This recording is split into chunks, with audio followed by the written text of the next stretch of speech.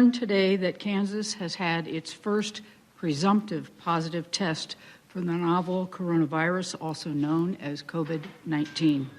Yeah, we all probably remember that. That was 1 year ago today when the first reported presumptive positive COVID-19 case was reported in Johnson County, the first in the entire state of Kansas. The same day, Missouri also saw its first case in St. Louis, and we all know what happened next.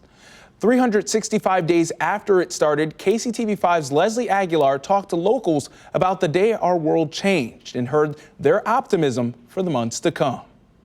Right now, we're all looking forward to going back to normal, and there is hope that that will happen soon. But on a day like today, it's hard not to look back and just think, wow. Kansas has had its first presumptive positive test. March 7th, 2020. KCTV5 archives that day are full of announcements of COVID-19 reaching the metro. It's something to be concerned about. It was a Saturday, one of the last normal days. We were getting off a ship. We were coming back from a cruise down in the Southern Caribbean, and we'd spent a couple of weeks island hopping. We had no idea that anything was going on. Ed Gino and his wife were lucky not to get stuck, quarantined at sea like so many others in the following days. My sister said, "Did you guys have any fear of the COVID?" And I said, "What's COVID?"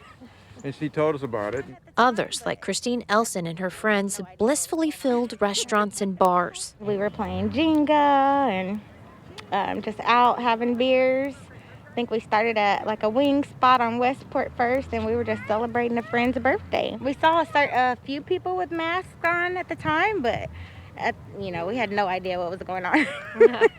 And college students like Paul Johnson enjoyed spring break, not knowing they wouldn't go back to campus. It was my senior year in college, and I was on mission trip in West Virginia. We didn't have any phone service or internet access, so we were kind of oblivious as to what was going on throughout that kind of pivotal week for the United States. Now, at a time when we're still masking up and taking precautions, there's a light at the end of the tunnel, like seeing family, in the Gino's case, the grandkids, or human interaction in general. Being around people, especially friends. So I started a job and have been working remotely ever since. I've never met my coworkers. I'd really like to actually be in the office and sit down with them. And so many other simple things.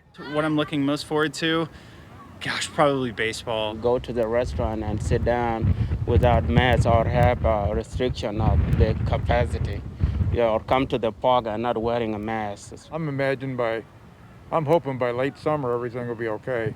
Kansas Governor Laura Kelly signed a proclamation making March 7th COVID Memorial Day. Even as vaccine distribution ramps up and hope increases, it is important to remember the lives lost in the last year.